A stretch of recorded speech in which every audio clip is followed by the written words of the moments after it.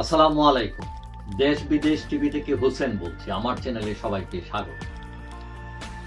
Doctor Yunus মোটামুটি ভালোই বিপাকে আছেন তিনি, বিশেষ করে নির্বাচন এবং সংস্কার নিয়ে।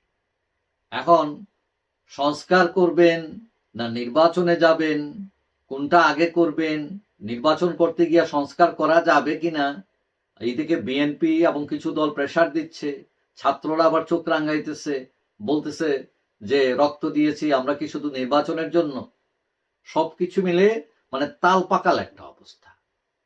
এখানে সবচেয়ে সূক্ষ্ম ভূমিকায় আছে জামাত। তারা খুব একটা কোনো কিছু নিয়ে হইচই করতেছে না, তারা আবার দল গোছাইতেছে। এখন এইটা ছাড়াও আরেকটা ভয় যে আওয়ামী লীগ চলে আসে কিনা, আওয়ামী লীগ আসলে কি হবে, এবং সেই ভয় থেকে বিএনপি আবার মানে দ্রুত নির্বাচন করে ক্ষমতায় চলে গিয়ে পাকাপোক্ত করে ফেলতে চায়। তো এখন সবাই শুধু এইসব কথা বলছে নির্বাচন সংস্কার, কিন্তু যেমন দলের কোনো সংস্কারের কথাবার্তা নাই। তো অনেকে মনে করেন এগুলো হচ্ছে মোলা, এই যে গণতন্ত্রের মোলা দেখাইয়া, ঠিক আছে, এই রাজনীতিবিদরা আসলে কোনো পরিবর্তন নাই। সংস্কার করতে পারেন, হয়তো কিছু আইন কানুন বদলিতে পারে, কিন্তু গুণগত মানের কোনো পরিবর্তন হবে বলে আশা করা যায় না রাজনীতিতে। কারণ যারা এখন রাজনীতিতে নেতৃত্বে আছেন তারা কিন্তু আগেও ছিলেন, 15-20 বছর আগে তারা ছিলেন, এবং তাদের চিন্তা ভাবনারও তেমন কোনো পরিবর্তন হয় নাই। তারা একই স্টাইলে একই লোক দিয়ে রাজনীতিতে নতুন কোনো নেতৃত্ব তৈরি হয় নাই, এই ধরনের কোনো ইচ্ছাও নাই। এখনো সবার মনে টেন্ডেন্সি এরকম, এই ছোট ছোট পোলাপান এরা কি বুঝে। এখন এই সবকিছু গুছাইতে গিয়ে আমাদের ডক্টর ইউনূস সাহেবের অবস্থা এরকম যে ছেলেদের মা কেঁদে বাঁচছে। এখন দিন দিন রাজনীতিতে অস্থিরতা বাড়ছে বিভিন্ন ইস্যু নিয়ে, এবং এর মধ্যেও আবার বাটার ঘি খাওয়ার ফন্দি ফিকির শুরু হয়ে গেছে। এখন সবাই পরিবর্তন চাচ্ছেন, কিন্তু ভিতর দিয়া দ্রব্যমূল্যের দাম বাড়তেছে, মানুষের নাবিশ্বাস হচ্ছে।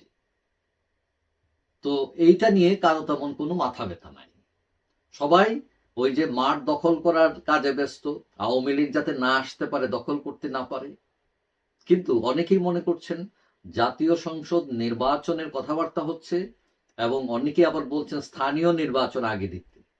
এখন স্থানীয় নির্বাচন যদি আগে হয়, অথবা জাতীয় সংসদ যে নির্বাচনই হোক, আওয়ামী লীগ ইন করবে, এটা কেউ ঠেকাইতে পারবে না।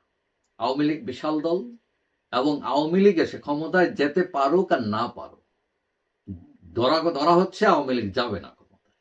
কিন্তু আওয়ামী লীগ এসে যখন চোখ রাঙাবে, পাল্টা চোখ রাঙাবে, এবং শুরু করবে অবরোধ, হরতাল, জ্বালাও পোড়াও, সব শুরু হবে, তখন এদেরকে ট্যাকেল দিতে গিয়ে এরা আবার স্বৈরাচারী হয়ে উঠবে যারা ক্ষমতায় থাকবে। যার ফলে ওই যেই লাউ সেই কদু। তো এখন এই পরিস্থিতি বুঝতে পেরে আমাদের ইউনূস সাহেব এখন বিপদেই আছেন বলা যায়, যে না যাইতে পারতেছি থাকতে, না পারতেছি যাইতে, এই অবস্থা একটা। কারণ সরকার যদি ঝুঁকির মধ্যে পড়ে যায়, তার উপর বেশি চাপ থাকে, তাহলে তিনি নিজেই বলছেন যে তারা যদি সংস্কার না চায় তাহলে আমি নির্বাচন দিয়ে চলে যাব। অর্থাৎ উনি বেশিক্ষণ থাকার জন্য মানে প্রস্তুতি নাই তার, তিনি অ্যাডামেন্ট না একদম। এখন এই অবস্থায় অনেকে সন্দেহ হচ্ছে অনেকের, যে আদৌ সংস্কার হয় কিনা, যেটুকু সংস্কার হবে এগুলো কাজে আসে কিনা। কারণ আইন যতই ভালো করেন না কেন, আইন যারা প্রয়োগ করবে তারা যদি না বদলায়, তারা মন মানসিকতা যদি না বদলায়, তাহলে ওই যেই লাউ সেই কদু, এবং আমাদের রাজনীতিতে ওই যারা সুবিধাবাদী তারাই আইসা ওই আঙ্গুর ফল খাবে, আর পাবলিক চেয়ে চেয়ে দেখে বলবে যে আঙ্গুর ফল টক। এটি হচ্ছে শেষ কথা। তারপরেও আশা রাখি দেশ বদলাক, মানুষের ভাগ্য বদলাক, সবাই যাতে ওই যে মূলা না ঝুলায়, গণতন্ত্রটাই যাতে দেয়। যাই হোক, সবাই ভালো থাকবেন। আশা করি দেখা হবে অন্য কোনো ভিডিওতে ইনশাল্লাহ। আল্লাহ হাফিজ।